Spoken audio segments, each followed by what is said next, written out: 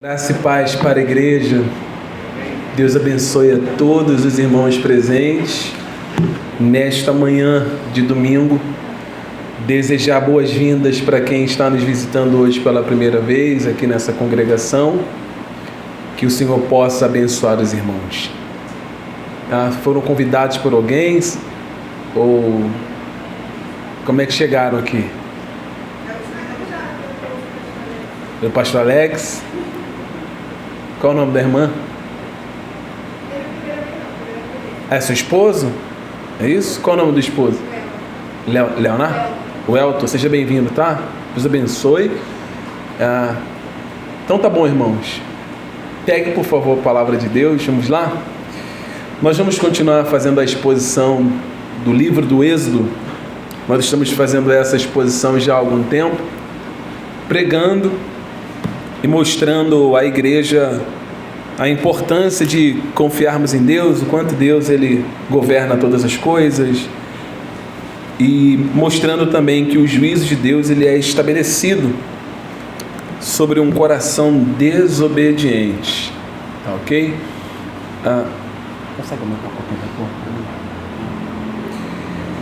Êxodo capítulo de número 9.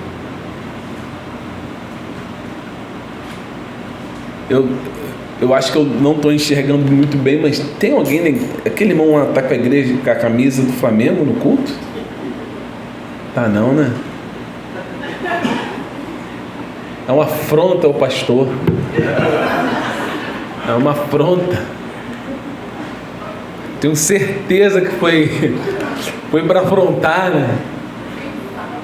Misericórdia, irmão. Acho que Deus perdoe. Por que faz isso, gente? Vou pregar sem olhar para lá, né? Misericórdia. Vamos lá, gente. Livro do Êxodo, capítulo de número 9. Vamos fazer uma leitura extensa. O capítulo de número 9 do Êxodo, essa parte que nós vamos ministrar agora, é um pouco extenso. Porém, eu farei de tudo para não tomar muito tempo do culto, porque aqui há muitas repetições, né, que já aconteceram nos versículos e capítulos anteriores. Vamos lá, diz assim. Nós vamos ler a partir do versículo 13. Diz assim: Então disse o Senhor a Moisés: Levanta-te pela manhã cedo e põe-te diante de Faraó e diz a ele: Assim diz o Senhor, o Deus dos Hebreus: Deixa ir o meu povo para que me sirva, porque esta vez enviarei todas as minhas pragas sobre o teu coração e sobre teus servos e sobre o teu povo, para que saibas que não há outro como eu em toda a terra. Porque agora tenho estendido a mão para te ferir a ti e a teu povo com pestilência e para que sejas destruídos da terra. Mas deveras para isso te mantive, para mostrar o meu poder em ti, para que o meu nome seja anunciado em toda a terra. Tu ainda te levantas contra o meu povo para não os deixar ir? Eis que amanhã, por esse tempo, eu farei chover saraiva, muito grave, qual nunca houve no Egito desde o dia em que foi fundada até agora. Agora, pois, envia, recolhe o teu gado e tudo que tens no campo, todo homem e animal que for achado no campo e não for recolhido à casa, a saraiva cairá sobre eles e morrerão. Quem dos servos de Faraó temia a palavra do Senhor fez fugir os seus servos, o seu gado para as casas. Mas aqueles que não tinham aplicado a palavra do Senhor ao seu coração, deixou os seus servos e os seus gados no campo.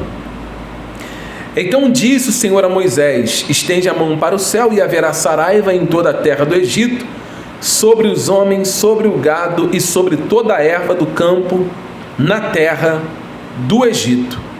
E Moisés estendeu sua vara para o céu, e o Senhor deu trovões, e saraiva e fogo corria pela terra, e o Senhor fez chover saraiva sobre a terra do Egito, e havia saraiva e fogo misturado entre a saraiva, muito grave, qual nunca houve em toda a terra do Egito, desde que veio a ser uma nação.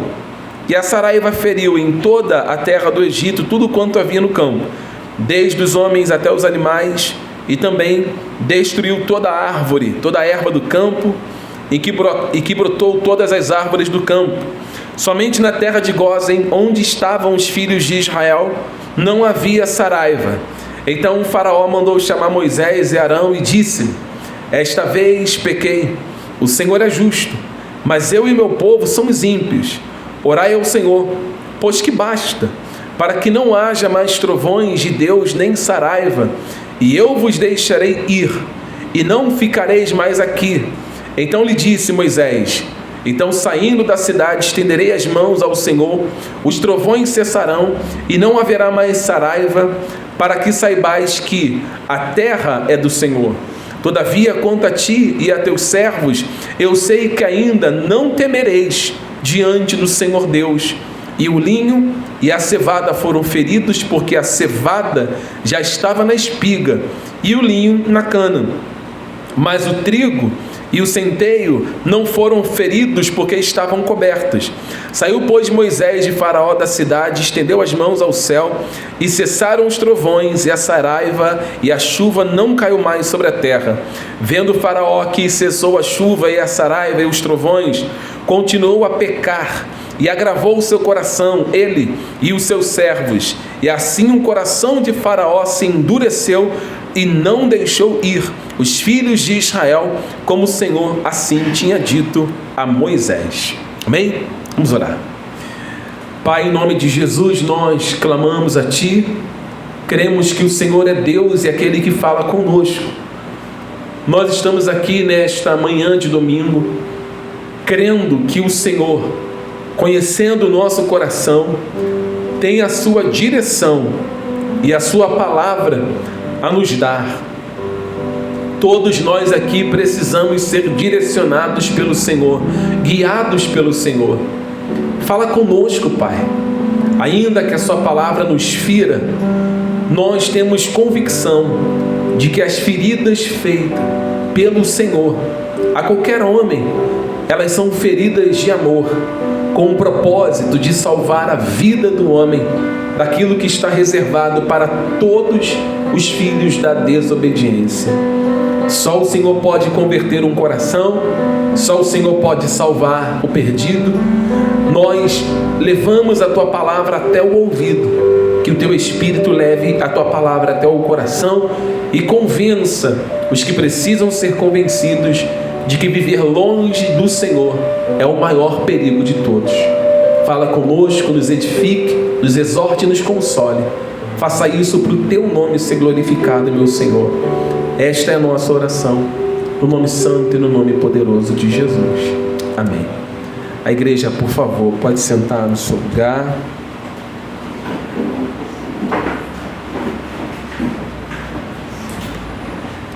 Nós estamos fazendo essa exposição sobre a vida do povo de Deus e a sua libertação da terra do Egito. E essa libertação ela só pode acontecer se Deus intervir. E assim Deus o fez. Como nós cremos aqui na nossa igreja, a glória da salvação, da remissão do homem, ela está vinculada a uma única pessoa, que é o Senhor. Todo o louvor, toda a glória sempre é dada a Deus. Se nós fomos salvos, Deus seja glorificado por isso. Se nós abandonamos a nossa vã maneira de viver, Deus tem que ser glorificado por isso também. Os filhos de Israel estão já há 400 anos na terra do Egito. Foram 400 anos de sofrimento e escassez. Sofrimento este que faz com que os filhos de Israel busquem, de alguma maneira, a Deus, o Deus da promessa, o Deus de Abraão, para que eles saiam de debaixo desse jugo. Mas 400 anos se passaram e a condição continuava a mesma, não havia livramento. Até que o próprio Deus toma a decisão, ou claro, isso já estava escrito, determinado por Deus o tempo, porque Deus fala para Abraão que seriam 400 anos. Então, passados 400 anos, Deus toma o partido de libertar o povo.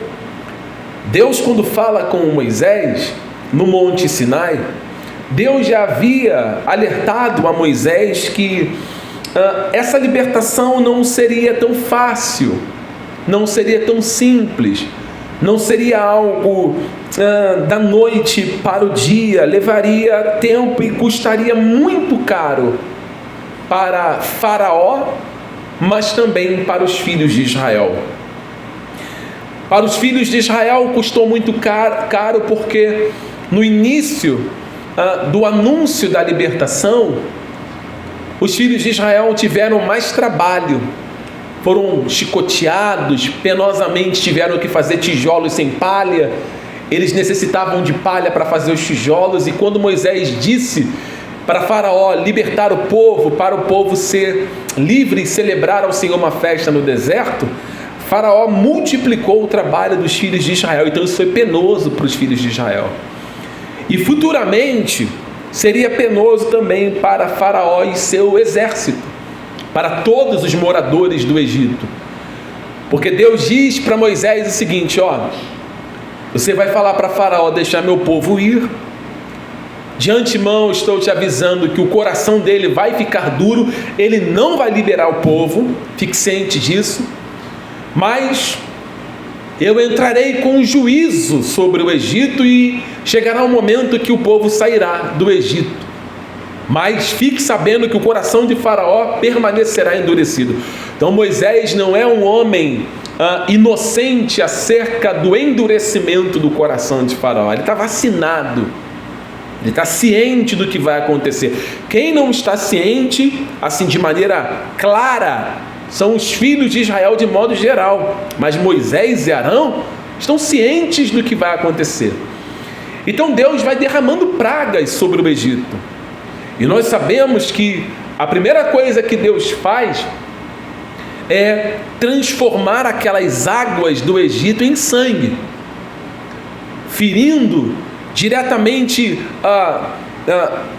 condições naturais que o homem pudesse se apropriar daquela água para consumo, para alimentação do seu gado, para alimentação dos seus familiares, até mesmo para a própria alimentação diária de todos os seus soldados.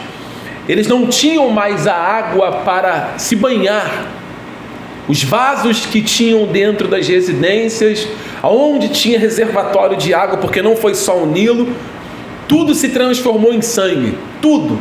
É o que a Bíblia fala.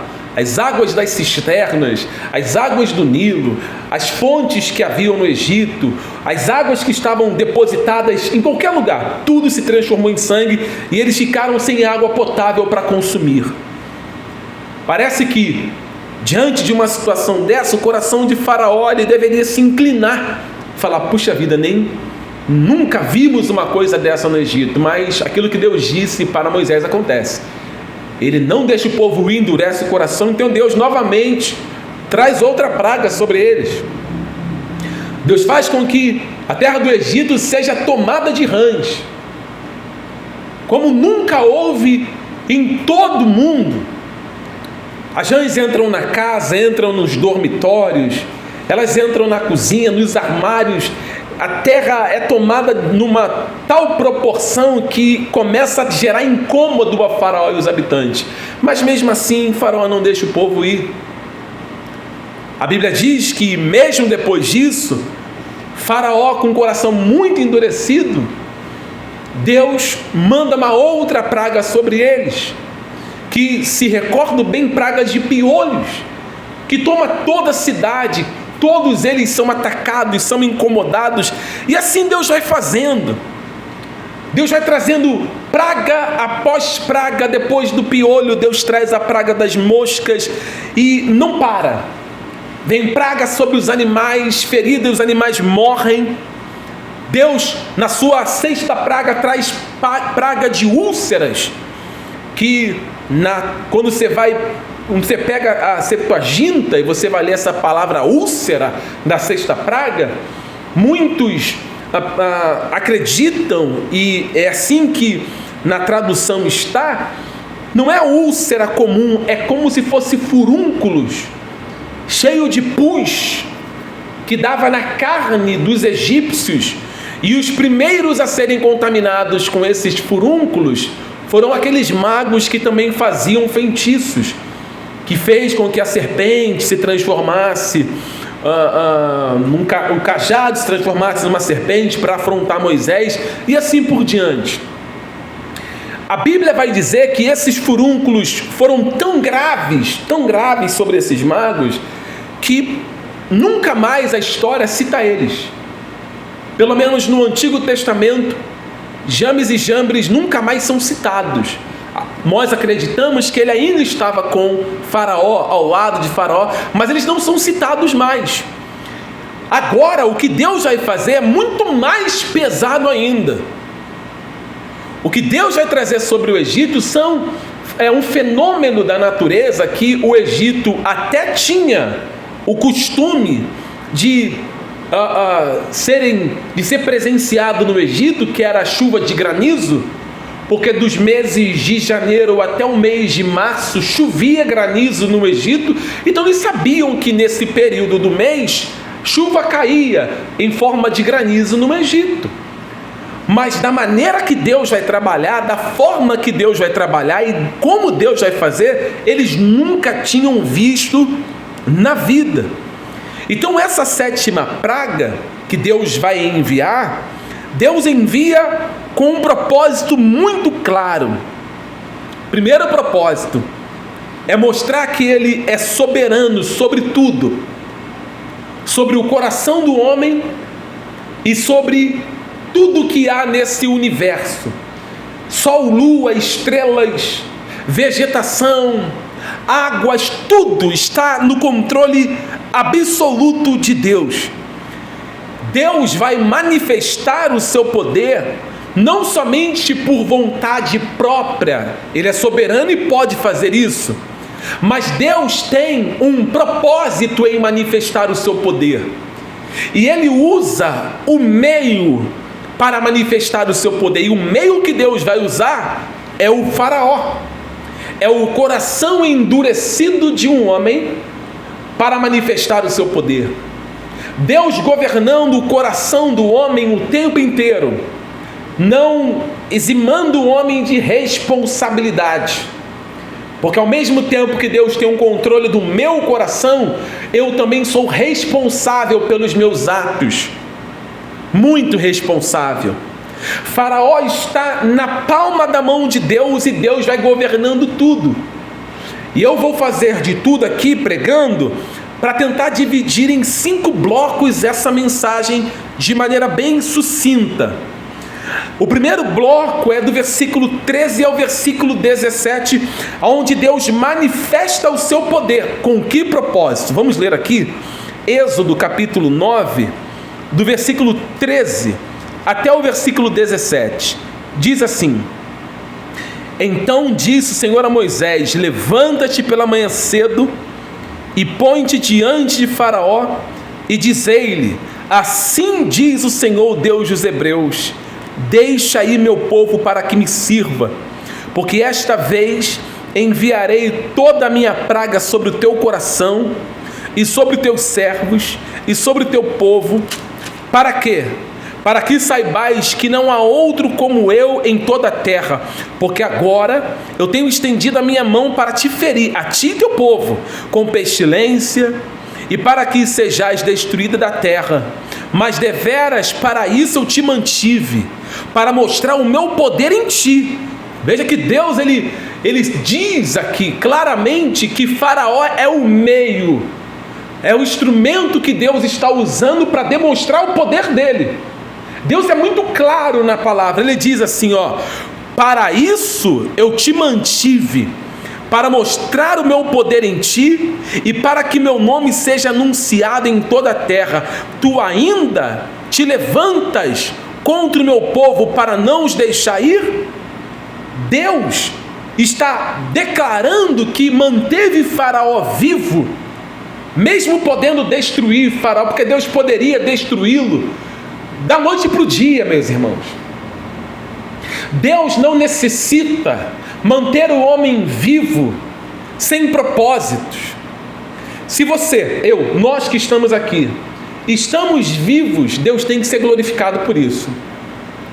Porque existe propósitos estabelecidos sobre a vida de todo ser humano, que muitas das vezes nós desconhecemos que propósitos são esses, e que eles são manifestados no decorrer ou no desenrolar da nossa vida. Deixa eu dar um exemplo, só um exemplo aqui, e não quero dar um exemplo desconecto aqui, eu quero só para a gente parafrasear. Por exemplo, eu tenho 42 anos de idade. Os meus propósitos de vida, desde os meus 16 a 17 anos, eles já eram bem estabelecidos. Eu venho de uma família onde o meu pai, falecido pai, ele tinha um negócio, na época, muito lucrativo, que era trabalhar com ferro velhos.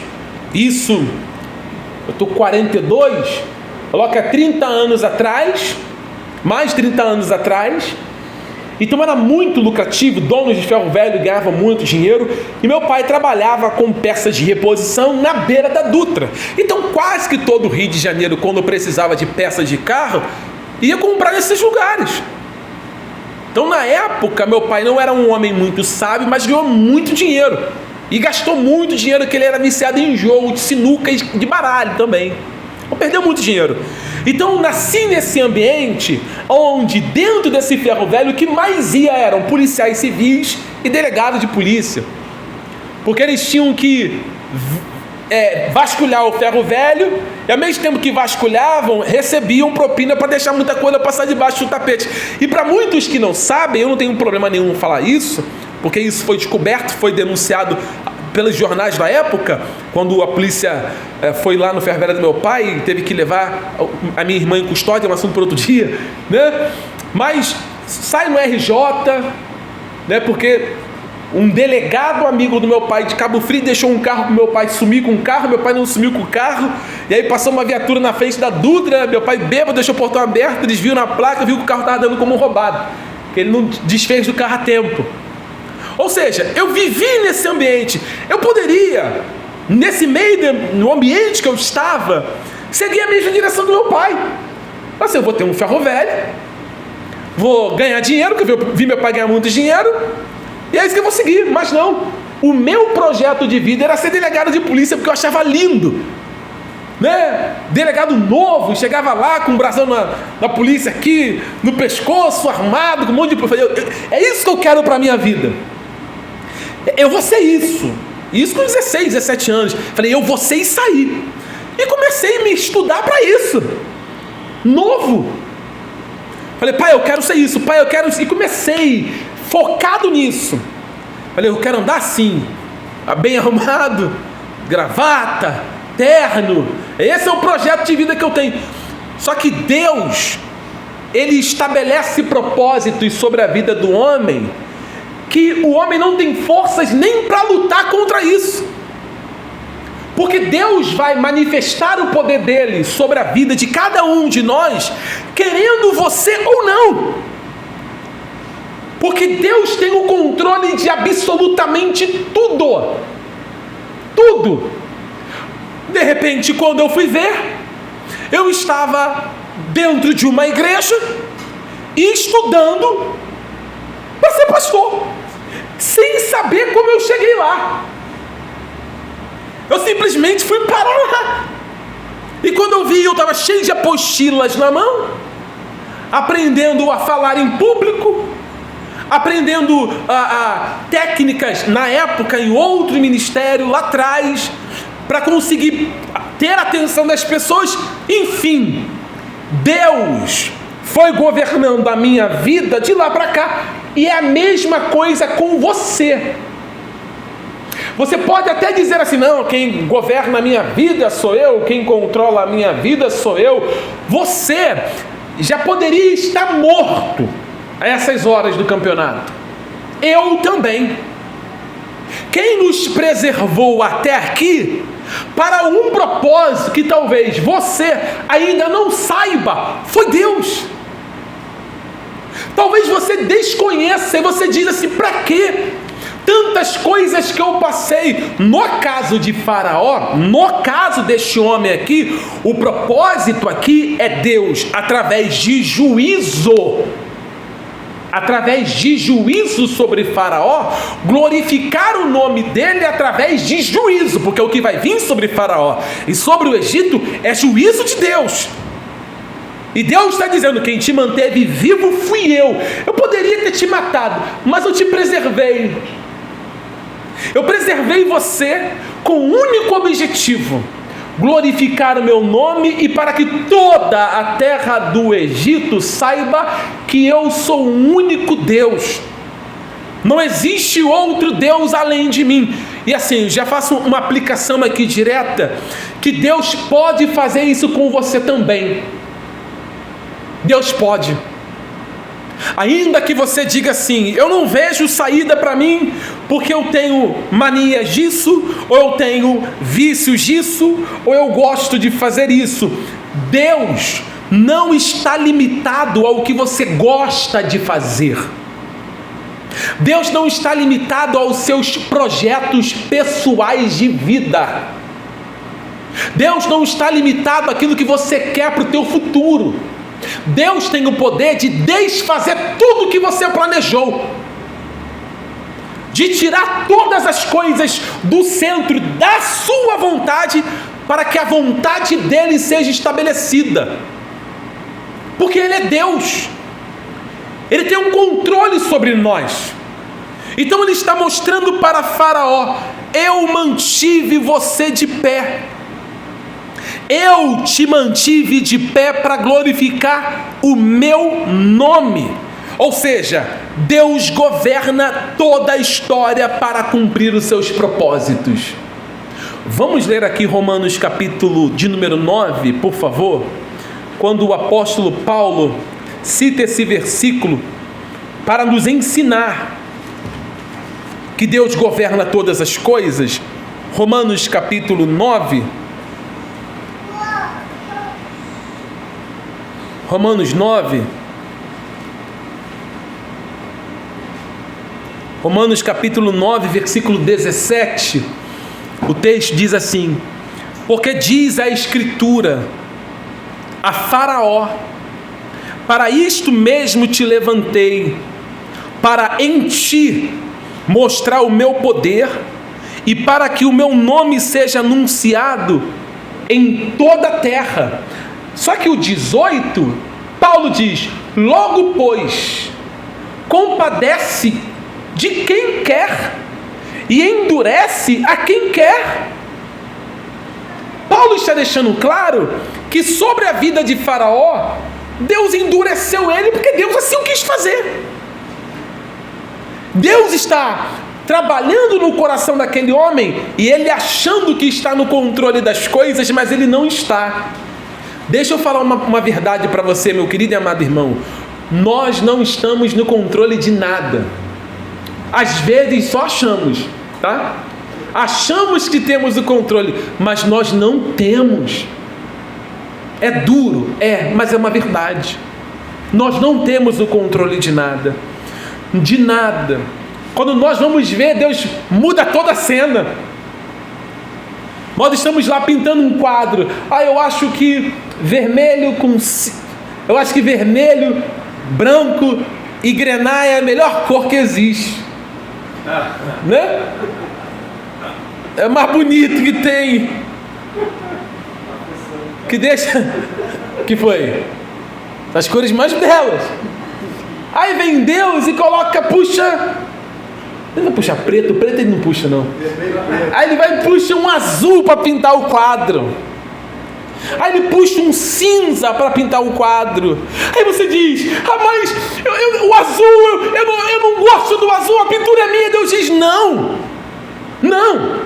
a pintura não é sua, as tintas são minhas, o pincel é meu, o quadro é meu, a moldura é minha, a tela é minha, e você também é meu.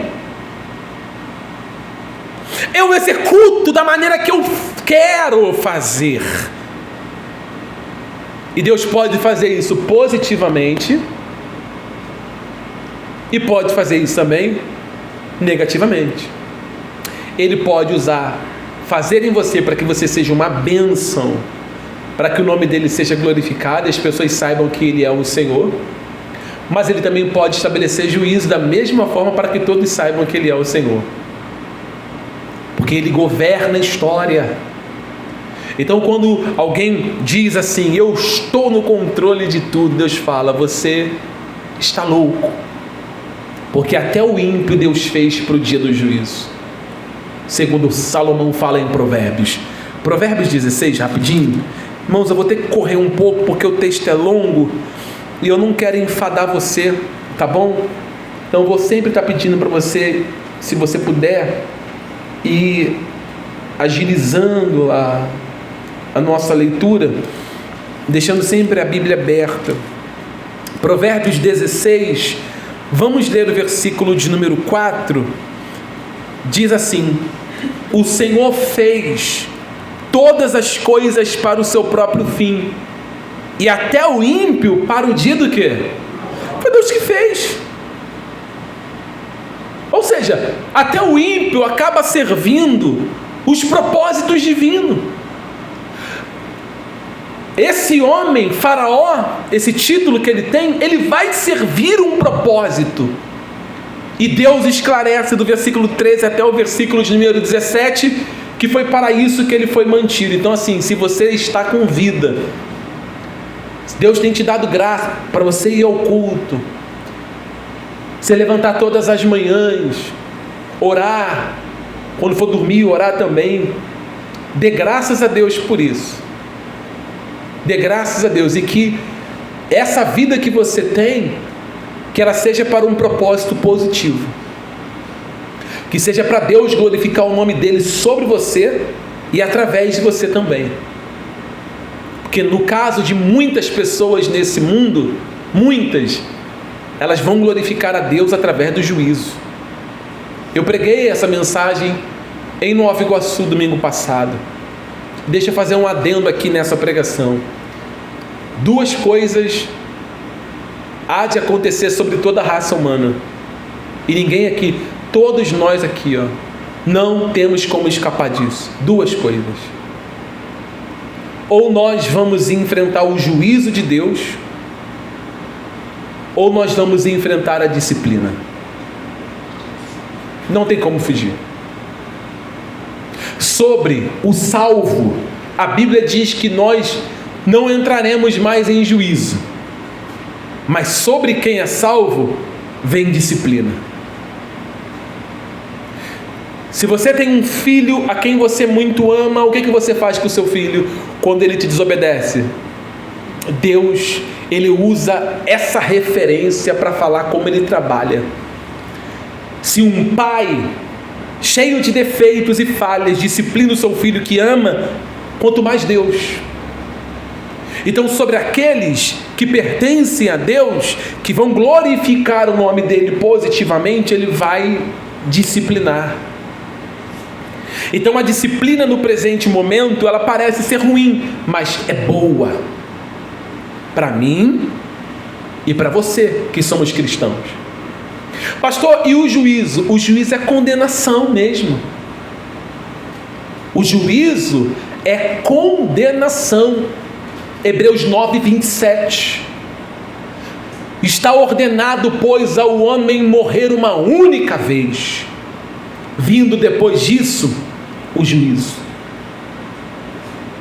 Se Cristo não for o Senhor da sua vida, se Cristo não reinar em você, nós não estamos falando de gostar de igreja.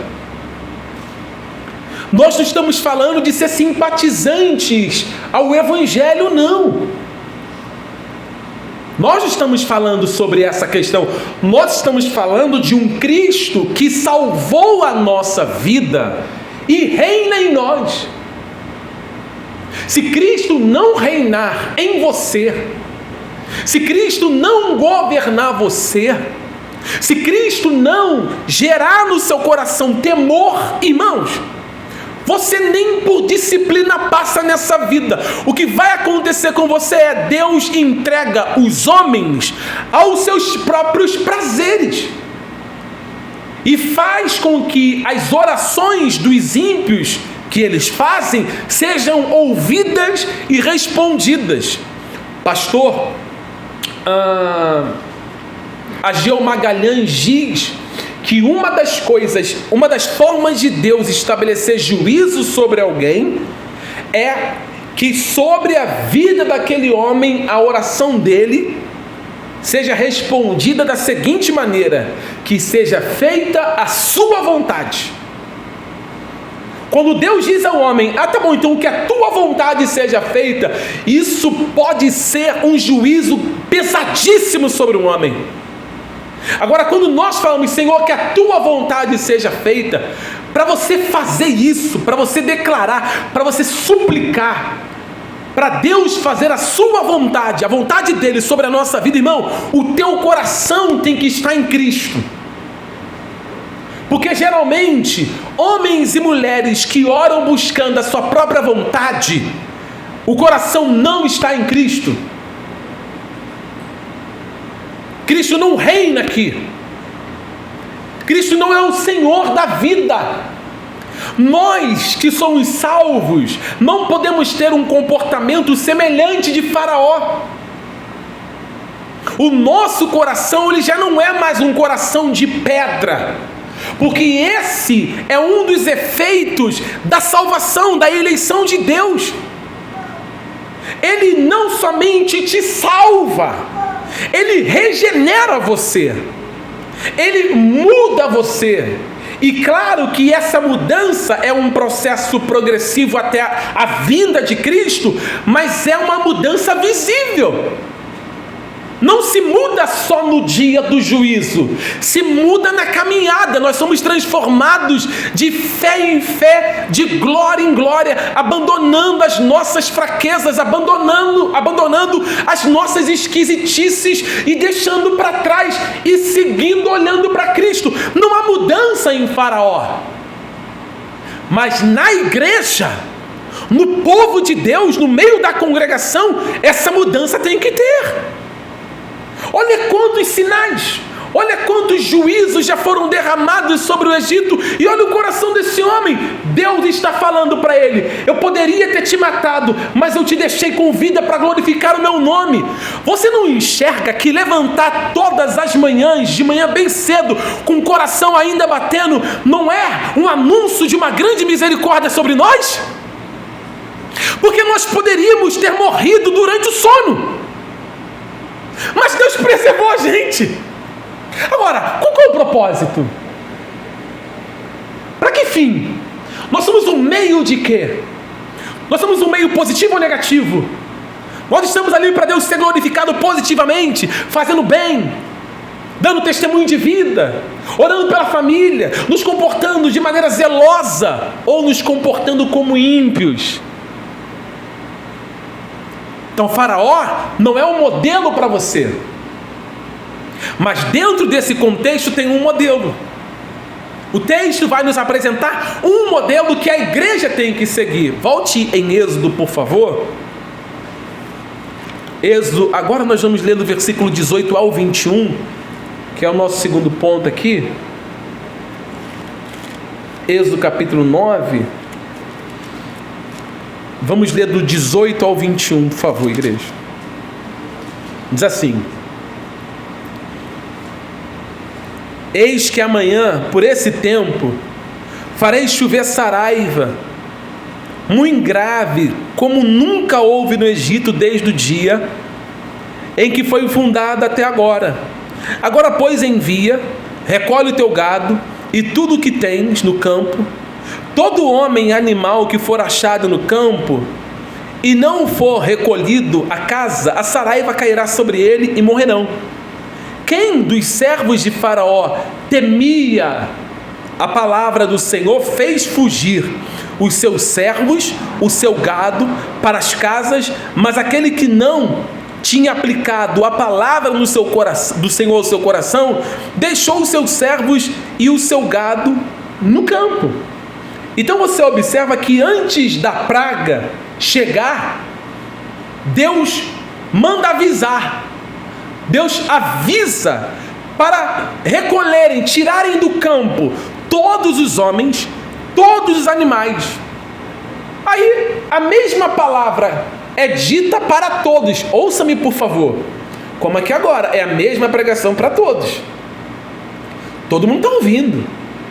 Ou vai chegar ao ouvido de todos. Chegou ao ouvido. Ó, vai cair uma chuva de granizo aí. E Deus falou que vai matar. O que tiver no campo vai ser devastado. Seja homem, seja animal, o que tiver no campo vai ser devastado. Aí o texto vai nos mostrar que com essa informação tem pessoas que agiram diferente. Porque o texto mostra que alguns egípcios temeram a palavra do Senhor e obedeceram. Isso aqui mostra a misericórdia de Deus, mesmo no juízo.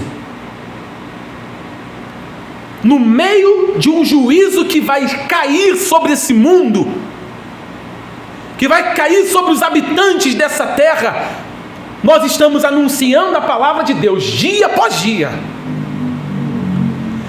Ou o pastor Alex está aqui pregando, eu estou pregando, o Diogo está pregando, ou você ouve outros pregadores pelo rádio, ou você assiste pelo YouTube, você vai assistindo pregações, você escuta através do louvor. Assim você tem feito. De alguma forma a palavra de Deus tem chegado no teu ouvido. De alguma maneira você tem recebido instruções das coisas que hão de acontecer. E aí no meio desse povo todo, alguns dizem assim: olha, eu vou dar crédito para essa palavra, porque eu temo essa palavra. Essa palavra no meu coração, eu vou dar crédito para isso, sim. Eu vou dar crédito. Porque assim, Deus, Ele poderia simplesmente fazer cair o juízo, mas não. Ele anuncia primeiro. Ele anuncia. Nós não podemos parar de pregar a palavra de Deus.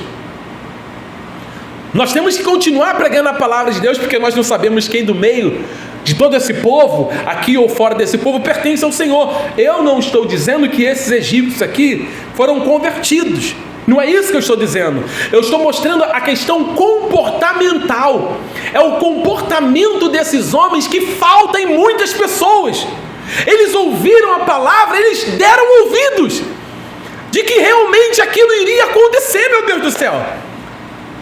Esse comportamento falta, às vezes, dentro da congregação. Esse comportamento falta em muitos lugares. Por exemplo, se faz muitos congressos, se fazem muitos eventos, onde se coloca 2.000, 3.000, às vezes 50, 100 mil pessoas naquele evento.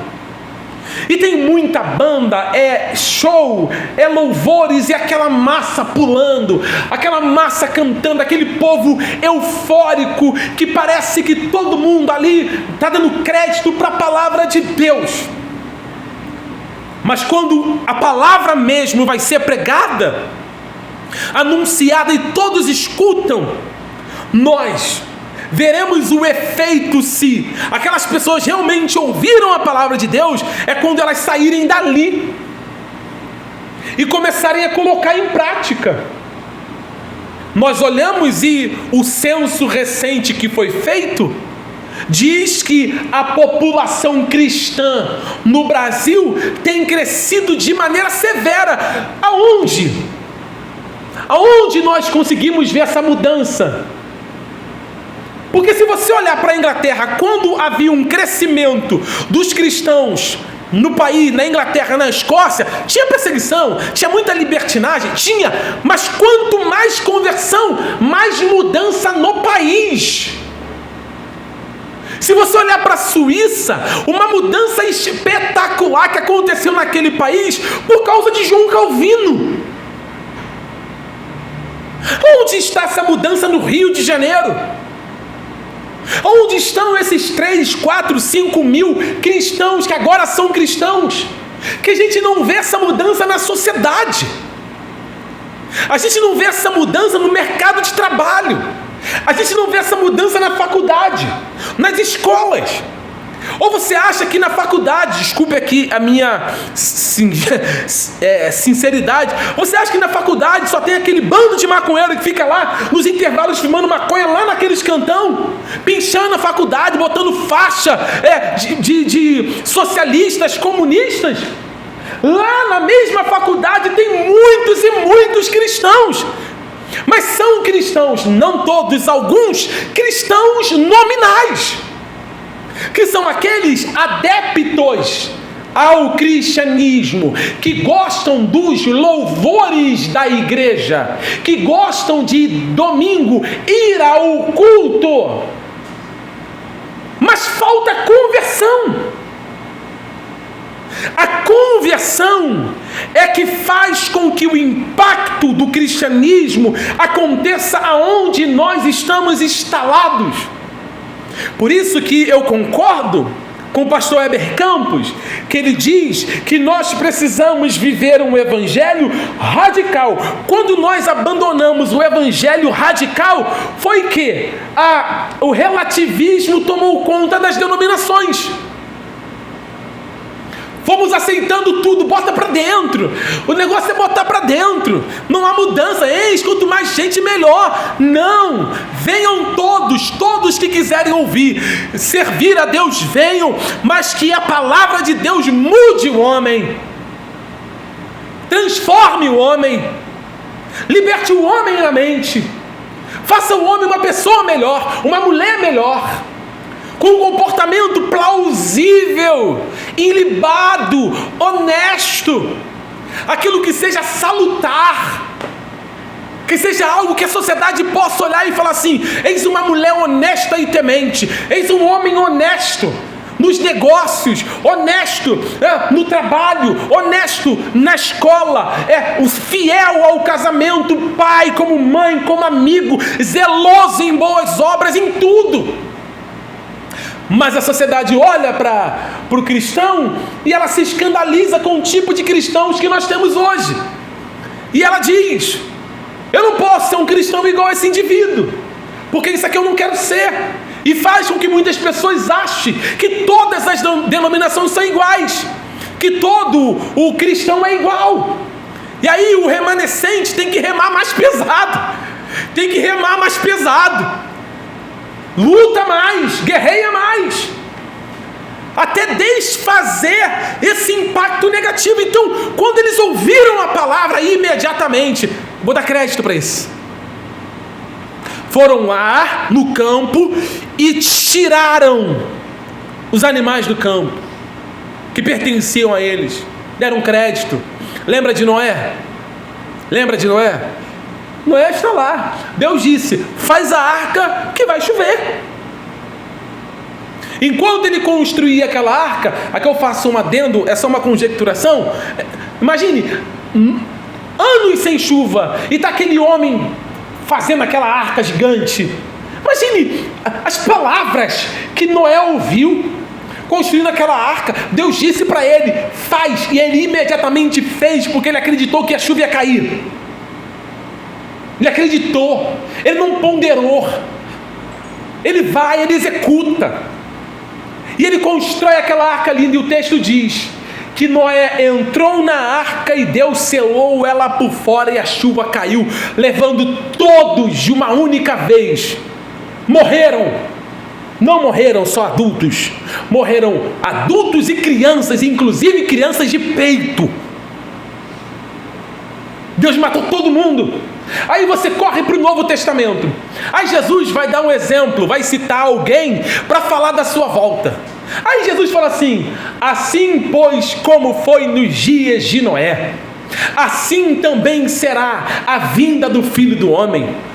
Porque nos dias de Noé, anteriormente ao dilúvio, os homens comiam, os homens bebiam, os homens casavam-se, os homens davam-se em casamento, até o dia que Noé entrou na arca e eles não perceberam. A volta, o retorno de Cristo é semelhante a isto.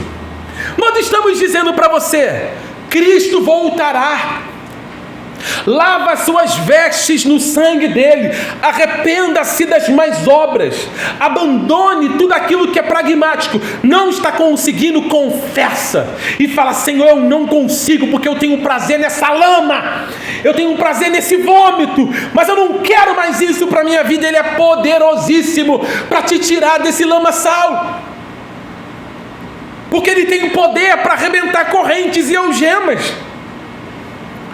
Ele tem o poder para salvar a tua vida, para salvar a tua alma e fazer morada no teu coração. Eu sei que é difícil, irmãos, é muito difícil, mas não há nada impossível para o Senhor.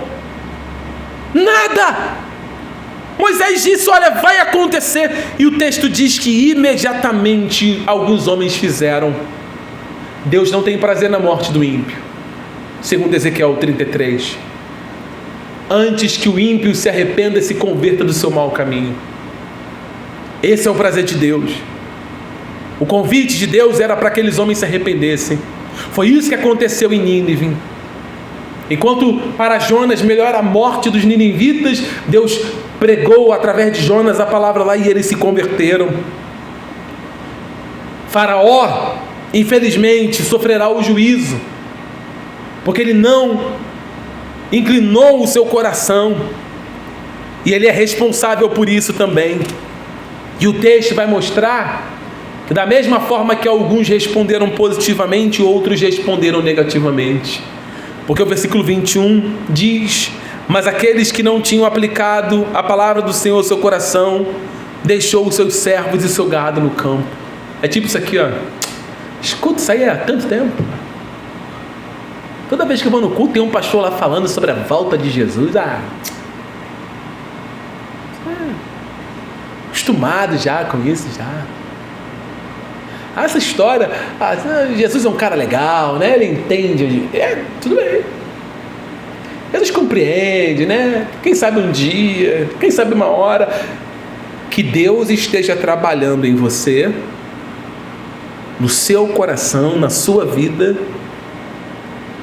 de maneira positiva lá na frente, para que você glorifique o nome dele de forma positiva. Porque se ele entregou você aos seus deleites, misericórdia, irmão. Ontem eu tive uma reunião de homens lá na igreja. Eu reuni os homens para a gente conversar. A gente montou um grupo de apoio de homens na igreja. E eu tenho falado com alguns irmãos que os homens têm muita dificuldade de conversar, né? Eu vejo que as mulheres têm uma desenvoltura para conversar muito maior do que os homens. Falam bastante, conversam bastante sobre tudo. Os homens são mais fechados, mais pacatos, mas por falta mesmo de aproximação, vínculo mesmo. Às vezes acaba não se abrindo tanto. E ontem foi um dia muito proveitoso e a gente aproveitou para confessar pecados, né? Vamos confessar pecados, tirou um momento para orar, chorar e confessar os pecados uns aos outros, de maneira bem reservada. Expliquei para eles que esse momento é um momento onde a gente busca cura na nossa alma, e confessar pecado, diz Tiago, né? Que nós somos curados também assim. E ali eu confessei para eles um pecado que eu cometi dirigindo.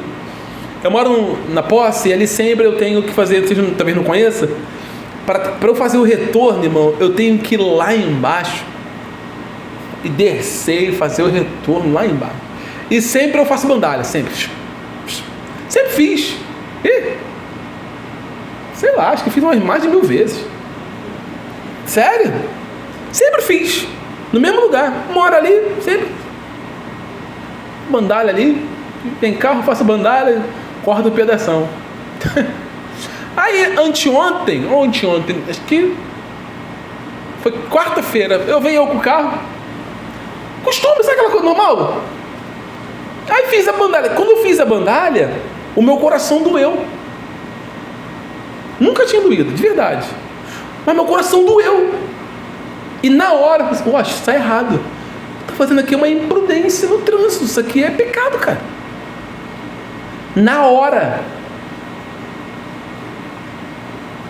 Se eu continuar fazendo, eu vou ser um pecador quanto mais. Entendeu? Então eu falei assim, não faço mais. Porque para eu ir lá embaixo e voltar, eu tenho que pegar trânsito. Então a gente quer fugir do trânsito. Eu falei, não, meu Deus, e agora? Eu vou ter que pegar trânsito todo dia. Ou tem que dobrar a direita na antiga maternidade, descer para pegar a Dutra e vir embora. Eu falei, meu Deus, e agora?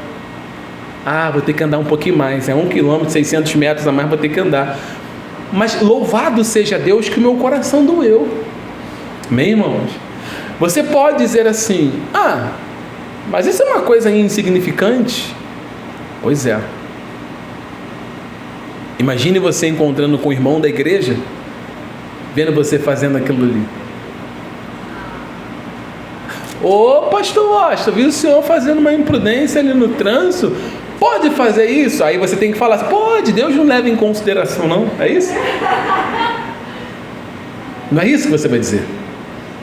É isso que você vai dizer? Não, você vai falar assim, não, eu errei, o certo é esse. Não cometa esse erro, porque é errado aos olhos de Deus. Deus não se agrada com isso. Aos olhos de Deus isso é reprovável.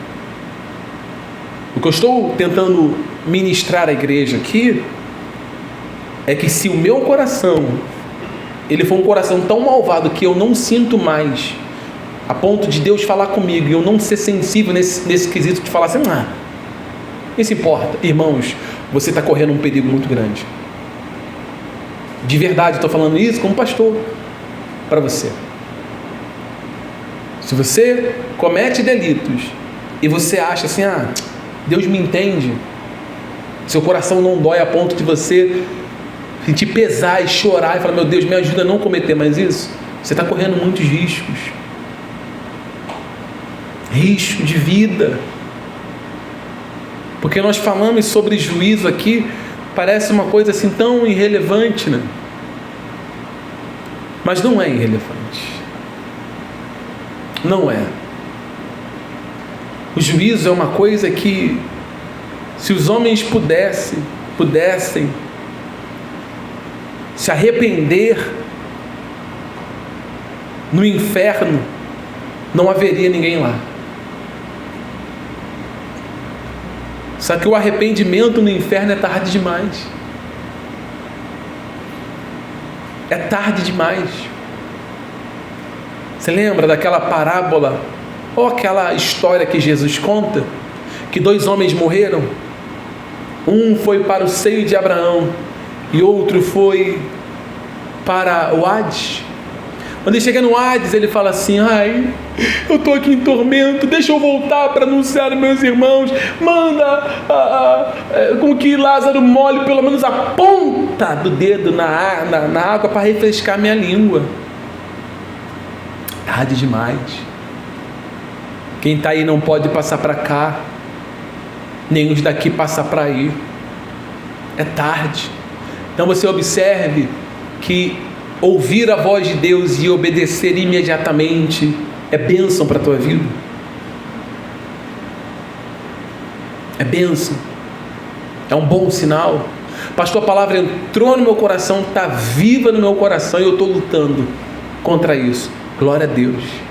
Continue a lutar e pedir a Deus forças, porque Ele ajuda você. Eu não estou dizendo que nós vamos sair desse culto aqui agora, né? Não, eu estou dizendo que no decorrer da nossa vida, com a palavra viva no coração, Deus vai nos transformando, que a palavra nos lava.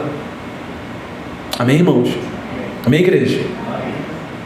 Vamos voltar aqui em Êxodo, Vamos ler do versículo 22 até o versículo 26, para que possamos ver o controle de Deus. Do 22 ao 26, Êxodo 9, 22 a 26, diz assim: Então disse o Senhor a Moisés: Estende a mão para o céu e haverá saraiva em toda a terra do Egito, sobre os homens, sobre o gado e sobre toda a erva do campo da terra do Egito.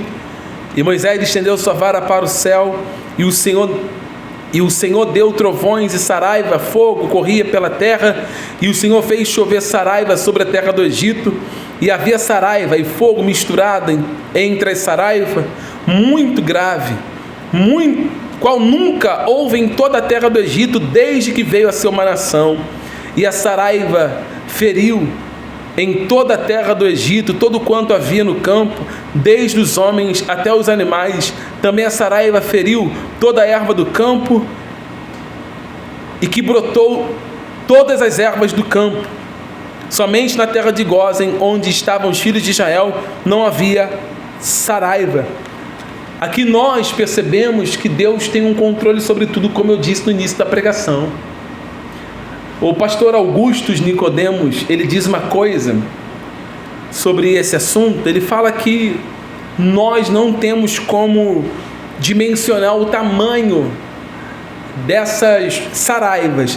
Alguns estudiosos acreditam que literalmente eram pedras que caíam do céu. Uma grande maioria acreditam que era granizo, mas em proporções maiores.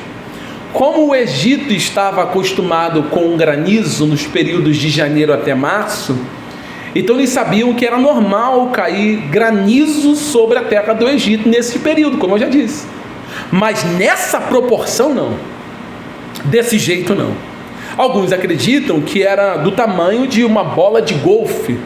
Outros dizem que parecia do tamanho de uma bola de futebol, cada uma. E outros dão proporções maiores por causa do estrago que faz. Porque o texto vai dizer que bateu nas árvores e derrubou árvores. Não estragou só a vegetação. Quando nós falamos de árvore, nós estamos falando de uma árvore antiga, com troncos grossos. Derrubou árvores grandes. Agora, seria leviano da minha parte dizer a dimensão correta, mas nós não temos essa dimensão. Mas nós sabemos que esse gelo que cai do céu, ele é tão intenso que mata quem estava no campo. Você imagina os homens que não ouviram a voz de Deus e permaneceram lá no campo. Você imagina aqueles granizos caindo sobre a cabeça, numa velocidade de uma queda livre tão brutal, batendo no crânio, provavelmente rachando ou abrindo o crânio de uma pessoa, os animais sendo mortos, a agricultura sendo devastada. E para piorar, quando Moisés levanta o seu cajado ao céu e ele ora, você já deve ter se deparado com situações assim, de você estar na rua às 3 da tarde e de repente vem aquelas nuvens pesadas e escuras, que o dia parece que se transforma em noite, sol é tomado, aquele azul desaparece, fica tudo escuro e você fala: meu Deus, vai chover muito. E começa a trovoada, relâmpagos. Medita nisso. O Egito, ele é tomado desse granizo, e não é só granizo. O texto, ele vai dizer que além do granizo, vai vir sobre o Egito também trovões e raios, e fogo no meio disso tudo. Você imagina o impacto na mente desses homens. Deus preserva o seu povo num canto, que estão morando distante da cidade, do local central, da parte central do Egito. Deus preserva o seu povo lá distante. Não chove granizo, não tem trovoada, não tem nada lá na cidade de Gósen.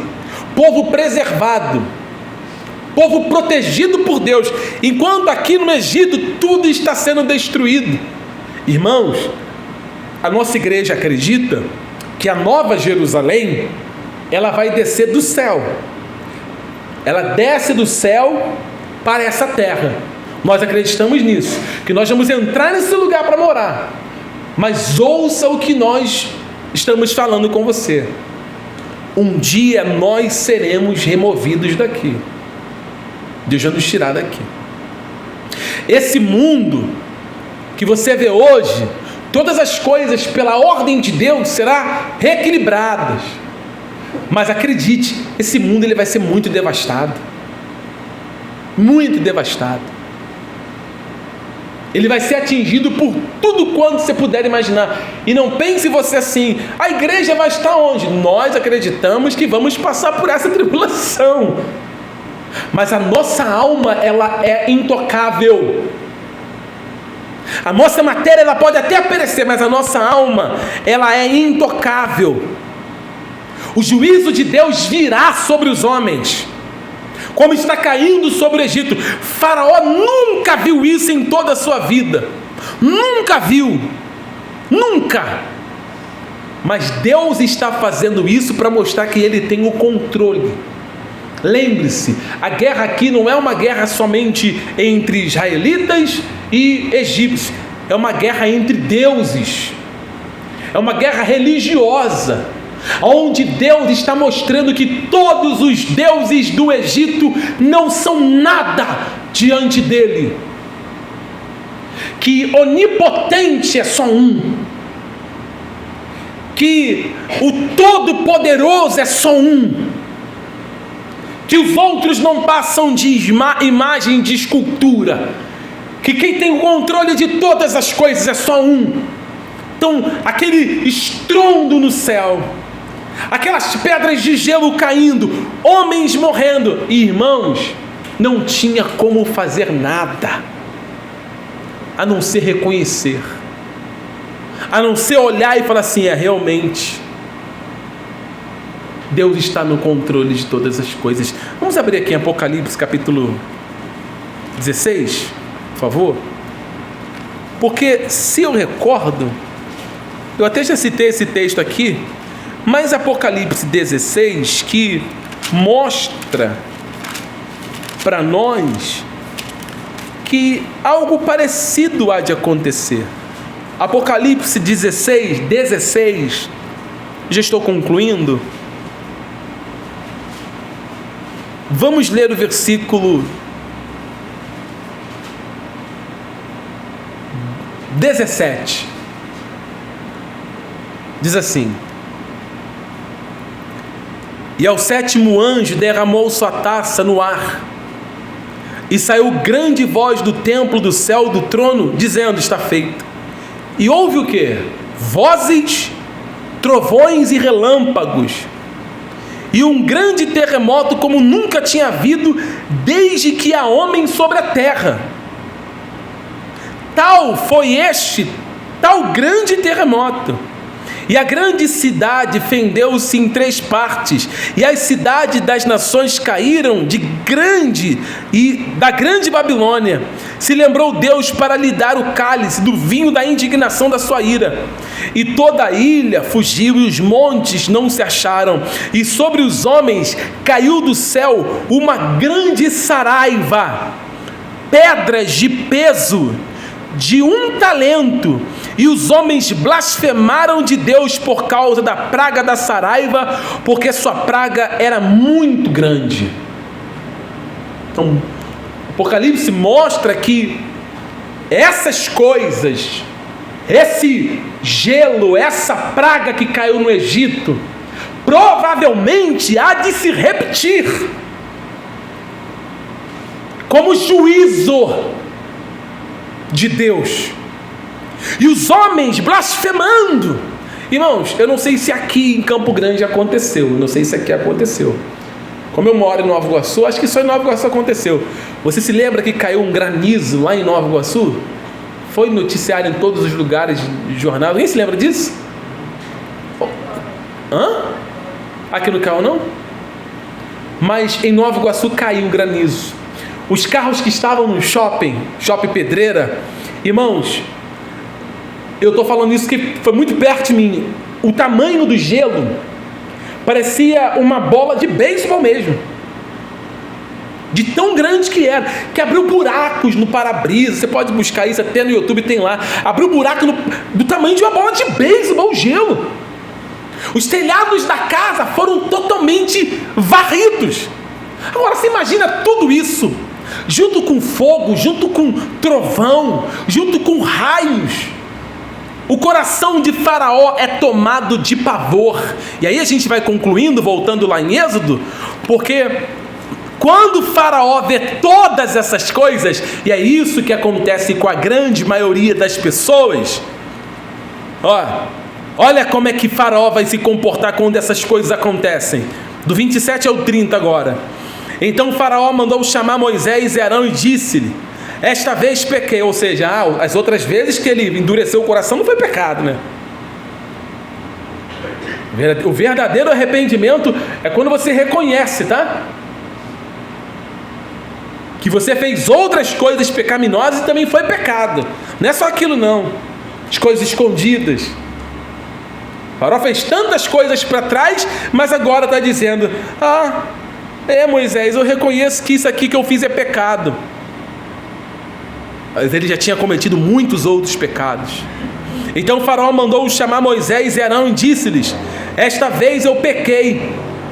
O Senhor é justo, mas eu e meu povo somos ímpios. Reconhecimento de quem são. Ele fala: eu sou ímpio. O que eu fiz é coisa de ímpio.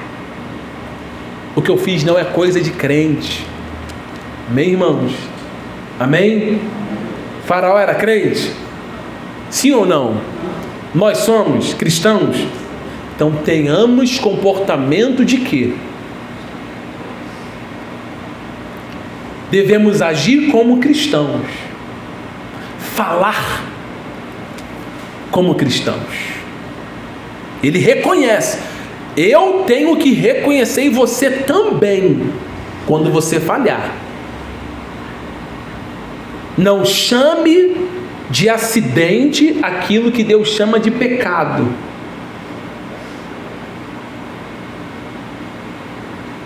Não chame.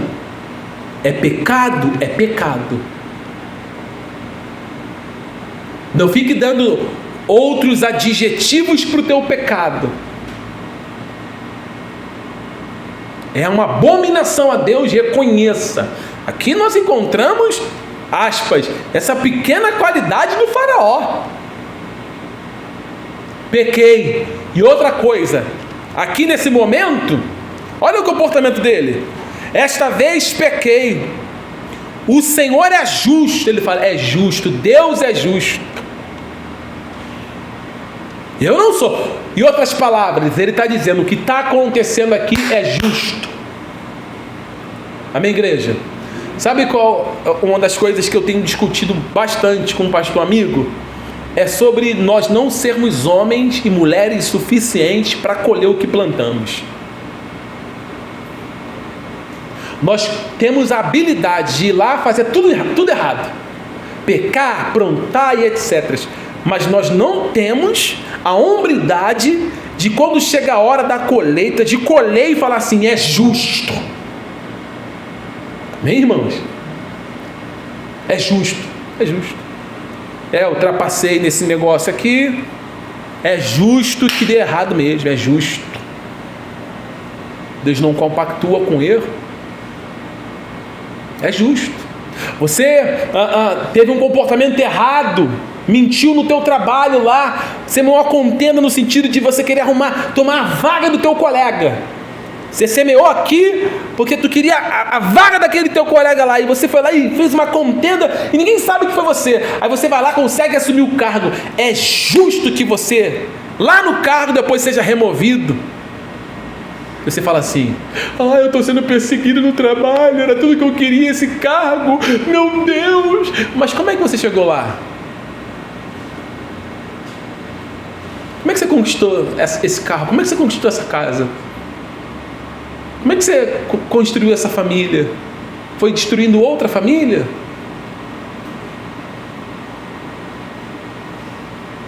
Está entendendo? Aí o homem, ele quer falar que é o diabo.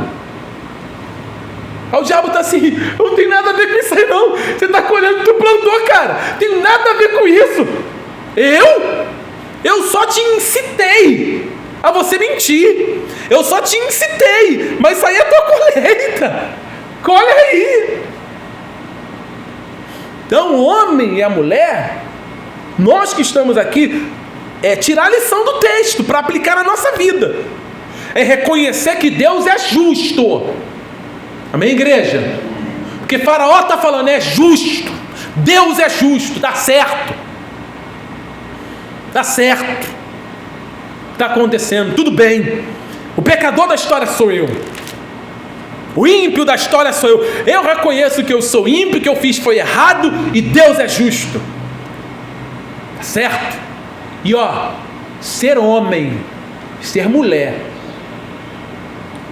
Vou usar até um linguajar cotidiano do nosso povo carioquês, da nossa língua materna, o carioquês, né?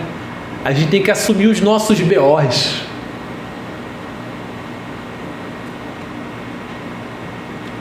Aí nós corremos para Deus. Oh Deus, eu não mereço colher. Deus fala, claro, eu que não vou colher pra tu. Você que não plantou, camarada. Você quer o quê? Tudo que o homem semear, ele se fará. Se você semear no espírito, no espírito você vai colher no espírito. Semear na carne, vai colher na carne. Ou você acha que a lei da semeadura ela é falível? A lei da semeadura é infalível. Infalível. É que tem coisas que são muito privadas. Mas um amigo perdeu a casa agora. Perdeu a casa, morava no Ipaze, na Vila da Penha. Ipaze, para quem não sabe, fica em frente à Avenida Vicente de Carvalho. De frente tem uns condomínios amarelinhos, de frente mesmo, e lá atrás é o Ipaze. Ali não tinha tráfico, não tinha nada. Lugar tranquilo. E ele comprou uma casa lá. Só que ele comprou de maneira indevida. E estava lá tranquilão. Mais de 20 anos, mais de 10, 12 anos morando lá. Mais de 12, 15 anos morando lá. Tranquilo. Quando de repente houve essa expansão do tráfico de drogas no Rio de Janeiro. Ou seja, Vila da Penha, Morro da Fé, Ipaze para cá, vai descendo Vila Cruzeiro, e assim vai, Complexo Alemão. Os traficantes tomaram toda a região, até Vicente de Carvalho, na parte de baixo, inclusive o condomínio Ipaze. Inclusive a região que ele mora. Casas ali que valiam 500 mil reais estão sendo vendidas por 80. Porque a barricada está lá na entrada da rua, são 3 barricadas. Ele fala que para chegar na casa dele tem que passar por 3 barricadas. E recentemente ele foi abordado por traficante que mandou abrir a bolsa, que pegou o celular dele para ver se ele tinha contato de algum polícia. Porque os meninos são novos lá. Sabe o que ele teve que fazer? Pegar as coisas dele, colocar numa bolsa e voltar para casa da mãe. Teve que largar a casa porque ele falou, eu não consigo, vou morrer aqui. Porque eu converso com vocês, com meus amigos, eu tenho que apagar a conversa. Eu não posso ter conversa nenhuma no telefone. Eu não posso ter contato de quase ninguém. Se o cara for polícia, for investigado, vamos matar. Mas ele confessou para mim, ele falou, é justo o que eu estou passando. Que essa casa aqui não é minha, não. Eu comprei de uma maneira errada. Tem que ser homem. O problema é que o cristão ele acha que tudo é Satanás e que Deus não o ama. Amém, igreja? Sejam homens, isso aqui é maturidade cristã. Saber que existe um campo, então semeie boas coisas nesse campo. Faça o que é certo, faça o que é bom, faça o que é justo, faça o que é honesto. É pouco, é suado, louvado seja Deus. Não vá para a desonestidade, porque não tem como fugir dessa regra. Olha o Faraó, eu sou ímpio, o que Deus está fazendo é porque Ele é justo. Em outras palavras, ele reconhece que Deus é justo. Só para a gente concluir, vamos terminar. Já passou meu horário. Versículo de número 28. Orai ao Senhor, pois que basta para que não haja mais trovões de Deus, nem saraiva. E eu vos deixe ir, e não ficareis mais aqui. Então lhe disse Moisés: em saindo da cidade, estenderei as mãos ao Senhor, e os trovões cessarão, e não haverá mais saraiva, para que saibais que a terra é do Senhor. Todavia, quanto a ti e aos teus servos, olha o discernimento de Moisés, gente. Olha o discernimento de Moisés. Todavia, quanto a ti e aos teus servos, eu sei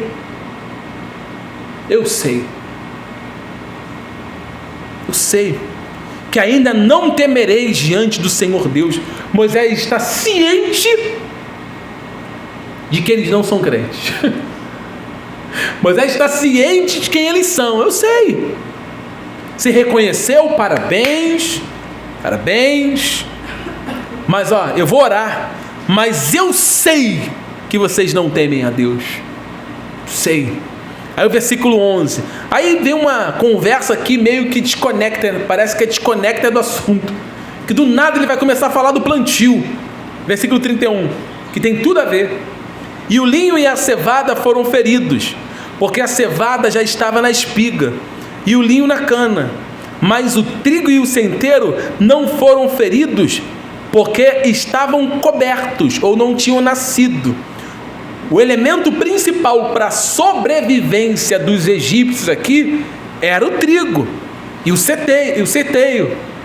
Eles precisavam desses dois alimentos para comer, para sustento, para alimentação. Não só eles, todos precisavam. Então você vê que nesse contexto aqui Deus está falando, o que é necessário para manutenção, para alimentação foi preservado. A cana, o linho não foram. A cevada foram destruídas. As espigas foram destruídas. Mas porque já estava de pé. Mas o que não tinha nascido literalmente foi preservado. Vai nascer. Que vocês precisam de alimento, vai nascer. Em outras palavras, Deus está usando de misericórdia, porque ele precisa ser preservado. Porque aonde Deus quer o levar, aonde Deus quer destruir, literalmente não é ali, é lá no Mar Vermelho. Deus vai glorificar o nome dele lá naquele lugar. E o versículo 34, nossa conclusão, o texto diz: e vendo Faraó que cessou a chuva e a saraiva e os trovões, continuou a pecar e agravou o seu coração, e ele e os seus servos. Ou seja, quando foi que o coração de Faraó amoleceu? Só quando as coisas estavam apertadas. Amém, igreja? Está tudo dando errado, pede alguém para orar. As coisas melhoraram, vão mergulhar de novo. Como é que estão as coisas? Tudo jóia. Então Deus em segundo lugar. Não, igreja agora não. Não, deu tudo errado. Irmão, sabe a história do ateu? O ateu só é ateu, irmão, enquanto as coisas não estão difíceis. Mas quando está diante de uma situação, pega um ateu, coloca ele num quintal com muro alto e solta um pitbull. Vai gritar por Deus, vai suplicar ajuda. Aí quando as coisas melhoram, as pessoas se esquecem de Deus. Faraó não está reconhecendo porque ele está triste com o pecado dele. Não, ele não está arrependido pelo pecado. Ele está pensativo, ele está impactado com as consequências. Não busca a Deus por causa das consequências. Busca a Deus por causa do seu coração arrependido e desejoso por Ele. Você tem que desejar Deus todos os dias. O texto diz que o coração de Faraó se endureceu e não deixou ir os filhos de Israel. Quem estava governando aquele coração era Deus. Mas ele tinha total responsabilidade também. Eu vou encerrar aqui essa pregação fazendo algumas aplicações. Deus vai nos ensinar que Ele governa todas as coisas. Tudo. A tua vida está governada por Deus. Deus vai nos ensinar que Ele adverte antes de julgar. Vai vir uma chuva de saraiva. Antes do dilúvio veio a pregação. Deus nos ensina que o nosso coração ele pode endurecer mesmo com evidências claras do poder de Deus. Aí vem uma pergunta: nós vamos responder à voz de Deus com arrependimento ou com endurecimento?